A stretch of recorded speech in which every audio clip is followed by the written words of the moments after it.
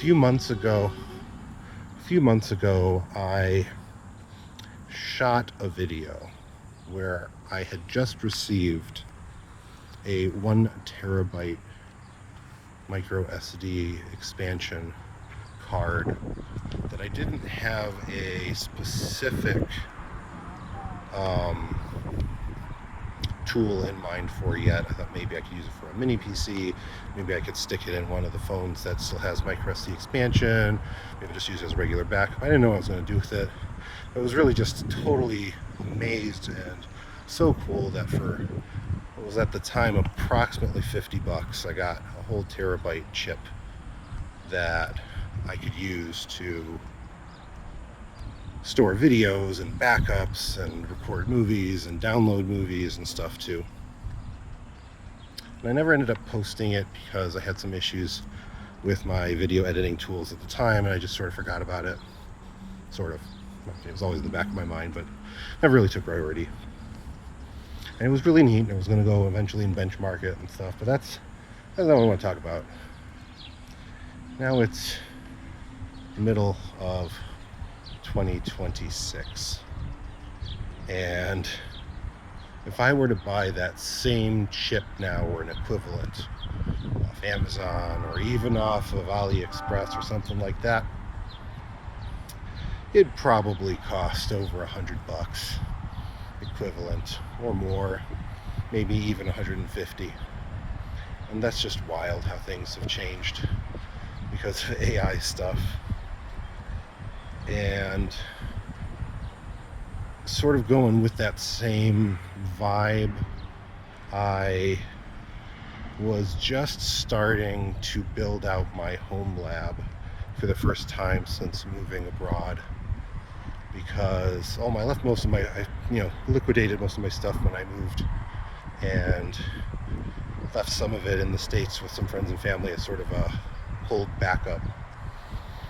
And I just wanted to start getting back into it because storage prices had been fairly reasonable. I sort of got, after years of living abroad, I knew kind of where to buy things reasonably priced and that I could get reasonably and get access to and get backups were necessary for. Of course, that coincided just about when RAM prices started to spike due to the AI boom. AI bubble. I was going to start ripping a lot more of my DVD collection, my Blu-ray collection, what I had of it, which wasn't terribly big, but a lot of people had been giving me their old DVDs and stuff, which, hey, that's great. Even though I have nice fast fiber internet where I live, still would be nice to have some local stuff because it goes down sometimes, and sometimes there's congestion on the network in the local node. Also, just because I don't have to think about it, it should just work. So it's kind of rough what we're going through globally. I was worried about which type of ECC RAM I would use, with what chip and motherboard combo I'd use when building out the server. And of course I would use solid state memory for the bulk of it, because index so much faster. Why anything other than archival stuff, why would I ever use a hard drive again? Well, now all I can get is small SSDs. You can't even buy large 4 terabyte or plus anymore. And there are no hard drives that are brand new or even on the used market now worth buying. So that's where we are in tech. Hoping the AI bubble bursts sooner rather than later. But even if it does, it's going to be a shock. It's going to be a bit of time before the supply chain gets back to normal. So yeah, I'm kind of bummed about that, but such is life. You just never know what to expect. This has happened before. I remember growing up when we were building PCs and upgrading early 386s, or buy a whole new couple of megabytes of RAM, and there was some sort of flood somewhere that made that impossible. And then I remember about 15 years ago or less, maybe about 10 years ago, there was flooding in Southeast Asia, causing a lot of the Western Digital and Seagate and other factories making physical hard drives shortages and stuff.